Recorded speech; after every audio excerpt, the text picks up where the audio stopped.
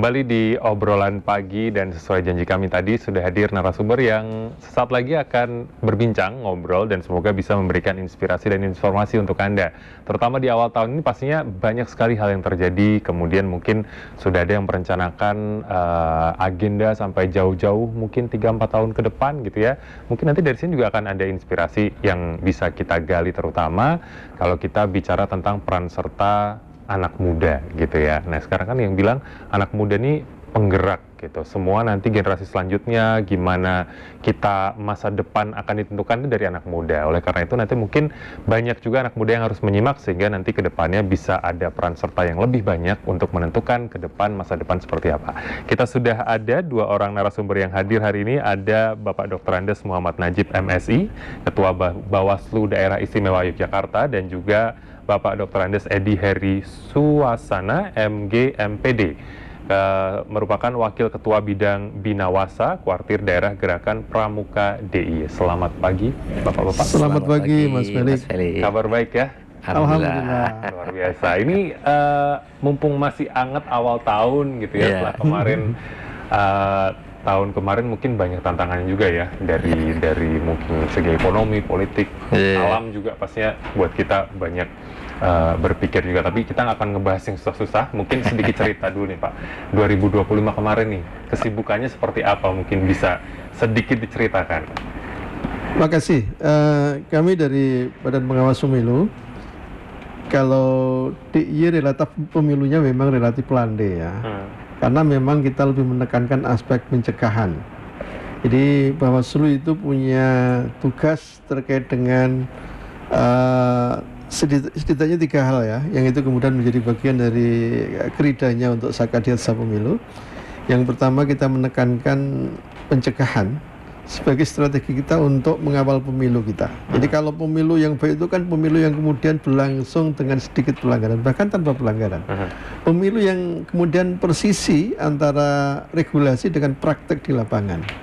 Dan kita lebih menekankan pencegahan agar apa? Agar pemilunya kita itu selamat, pemilu kita itu demokratis, pemilu kita itu berintegritas.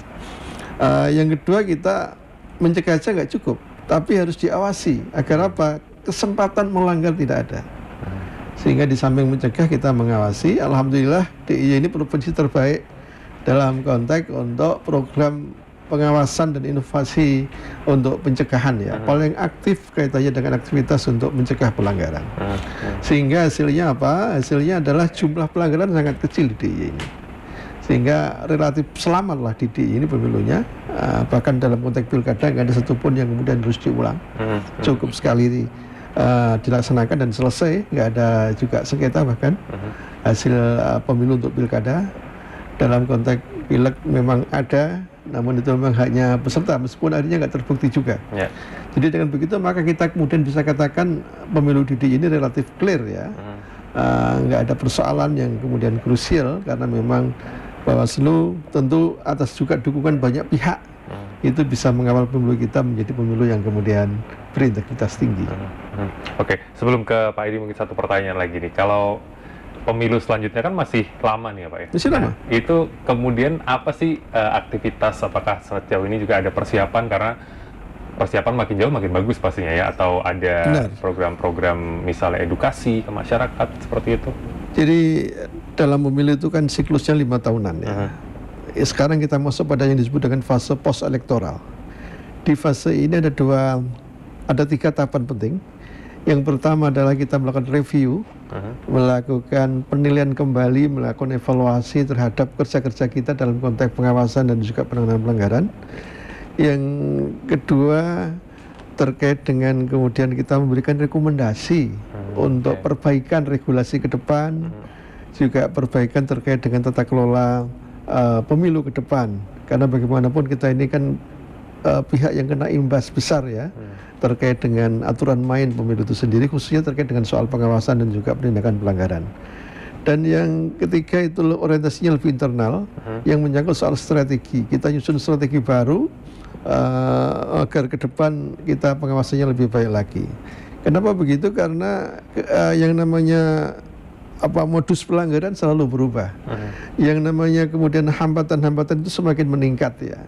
Politik itu sesuatu yang dinamis, dan kita harus antisipatif. Dan karena itu strategi harus disusun untuk menjawab berbagai potensi perubahan modus pelanggaran itu sendiri. Sesuatu yang terjadi hari ini itu nggak kita bayangkan 10 tahun yang lalu, Mas. Terkait dengan medsos misalnya. Kita sama sekali nggak bayangkan, dan sekarang terjadi seperti itu. Dan tentu pengaruhnya luar biasa ke depan di 2029 pasti sudah akan berubah lagi. Dan kita harus antisipatif agar yang kita lakukan itu kemudian bisa menjawab persoalan yang ada. Baik. Wah, juga perubahan teknologi berpengaruh sekali juga Pak ya. Apalagi sekarang AI juga makin banyak. Dan kita nggak tahu nanti ke depannya akan secanggih apa AI, dan mungkin berpengaruhnya juga luar biasa untuk kehidupan kita ya. Negara itu kan nggak boleh kalah ya dengan para pelaku kejahatan. Karena itu kami selaku pengawas pemilu kan bertugas untuk menegakkan keadilan pemilu. Tentu kita harus bersiap-siap, kita harus membekali diri agar kemudian untuk konteks DIY kita lebih menekankan aspek pencegahan sehingga kita bisa menyelamatkan pemilu kita. Pasti ke depan tantangannya berat, tapi harus kita hadapi dengan baik. Baik, terima kasih Pak Najib. Ke Pak Edi nih, kalau dari teman-teman atau mungkin dari kuartir daerah Gerakan Pramuka sendiri, review sedikit tahun 2025. Ya. Apa kesibukannya kemarin? Mas Erik, tahun 2025 itu masa tahun berakhirnya kepengurusan sebelumnya. Yang ketuanya adalah Gusti Mangkubumi. Lalu di tahun 2025 mau akhir itu pergantian kepengurusan. Ketua yang baru adalah Gusti Hayu. Nah, kemudian dipelantikan tanggal 15 Desember tahun 2025. Artinya memasuki tahun ini kita memasuki kepengurusan yang baru. Nah, di masa kepengurusan yang lalu itu dinamika kegiatan kepramukaan itu sangat-sangat luar biasa. Banyak sekali kegiatan di kepramukaan di seluruh DIY, sampai kemudian terwujudnya Pramuka Istimewa kemarin ya. Tahun sebelumnya lagi terbentuknya rintisan Saka Wirausaha.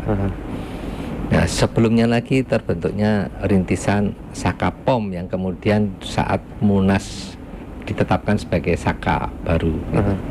Nah, kebetulan di tahun 2025 Pak Najib utusan ke Kuarda untuk bisa bersama-sama membentuk pembentukan karakter bagi generasi muda, Gen Z, Gen Z gitu ya.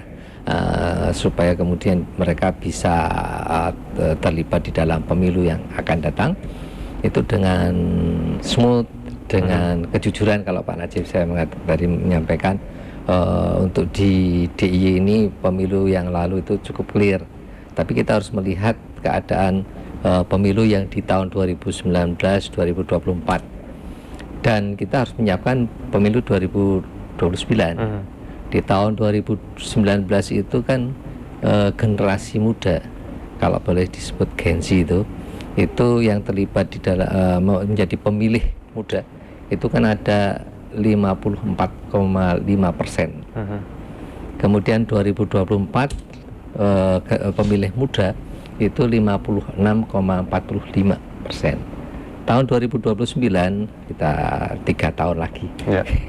Itu diperkirakan pemilih pemula dan pemilih muda itu sekitar 60-70%. Kalau generasi muda yang sejumlah 70% misalnya ya, itu kemudian mereka memilihnya benar, memilih kepala negara, memilih kepala daerah, memilih legislatif itu benar itu ya. Itu insya Allah negara ini akan benar juga, Pak. Benar juga kan gitu. Tapi kalau mereka memilihnya dengan bekal yang tidak bagus, maka khawatir Indonesia ini. Oleh sebab itu dari Bawaslu dengan kepramukaan ini bergerak. Ini seluruh Indonesia, seluruh Indonesia. Nah, sehingga di tahun 2025 itu ada MOU antara Bawaslu, Pak Najib dengan Gusti Mangku sekarang itu menjadi ketua gitu ya. Nah, pelaksananya depan mudah-mudahan lebih baik gitu. Oke. Nah, sebelum nanti kita lanjut lebih dalam lagi tentang tadi kolaborasi, mungkin bisa dibilang betul, kolaborasi yang menarik sekali untuk pemilu ke depan nih. Kalau kita mengingat Pramuka, kalau dulu kan mungkin pramuka itu identik dengan kegiatan yang banyak, ngumpul, kemudian mungkin aktivitas di luar ruangan, dengan kreativitas segala macam. Kalau sekarang mungkin saingannya tanda kutip ada gadget gitu ya Pak ya. Banyak anak muda yang mungkin lebih memilih di rumah pegang gadget dan mungkin nggak harus ketemu lagi gitu. Nah ini kalau misalnya dari Pak Edi sendiri melihat tantangan ini, kan nggak mungkin juga pramuka akhirnya berhadapan dengan laptop ya, pasti guyupnya yang dicarikan pramuka. Nah itu gimana Pak menghadapi tantangan sebenarnya teknologi di tahun-tahun yang lalu Quarter-D ini bekerjasama dengan Microsoft itu sudah mulai mengemas pola-pola kegiatan yang memadukan antara kegiatan lapangan di luar ruangan dengan kegiatan di dalam ruangan, sehingga ada keberimbangan. Karena sebenarnya salah satu tugas kepramukaan itu adalah membentuk karakter generasi muda. Itu bisa tercermin di dalam Trisatya dan Dasadharma. Nah, di dalam implementasinya, ketika adik-adik yang notabene anak-anak muda itu berkegiatan, ini kan kita pilah berdasarkan golongan. Untuk golongan siaga mungkin masih banyak bersenang-senang, nyanyi, tepuk-tepuk itu ya. Begitu naik ke golongan penggalang, maka teknik kepramukaan diajarkan. Pembelajarannya bisa di dalam ruangan, bisa di luar ruangan. Nah disitulah mulai kemudian AI itu berfungsi itu, sehingga adik-adik penggalang ini mau belajar tali temali bisa dari pembinanya langsung, bisa dari gadget gitu kan. Nah gitu. Nah di penegak itu sebenarnya sudah sejak dulu konsep di penegak itu lebih banyak mengeksplor diri, dan itu bisa di dalam ruangan. Nah proses eksplor inilah yang kemudian bisa melibatkan AI dengan menggunakan gadget dan sebagainya. Nah salah satu juga hal yang mengembangkan karakter itu adalah adanya satuan-satuan karya, sehingga adik-adik penegak dan pandega ketika dia mau mengembangkan keberbakatan, atensinya, minatnya dan sebagainya, dia bisa memilih, oh saya mengembangkan bakat ini, misalnya kepedulian terhadap kesehatan, dia bisa masuk di Saka Bakti Usaha, Usada, SPH, atau bisa di Saka POM. Kalau saya mau membantu pihak dalam penertiban, Saka Bayangkara, misalnya gitu ya. Nah sekarang di proses penegakan demokrasi, kemudian pengawasan pemilu sebagaimana yang Pak Najib sampaikan tadi, itu bisa nanti masuk di Saka Adyasta Pemilu yang kemudian sedang kita siapkan ini. Oke, luar biasa. Jadi mungkin kalau melihat teknologi akhirnya diintegrasikan gitu ya Pak ya, betul dalam sekali, gerakan, karena goalnya tadi bukan hanya cuma ngumpul-ngumpul tapi karakternya ya Pak ya. Betul. Dan itu bisa nggak harus selalu saling bertemu, lewat teknologi juga bisa membentuk karakter gitu ya. Wah menarik nih. Nah tadi seperti yang sudah disinggung tentang Saka Adyasta gitu ya. Nah, ini Adyasta Pemilu. Saka Adyasta Pemilu lengkapnya ya. Nah mungkin boleh diceritakan lebih lanjut nih Pak, gimana ini?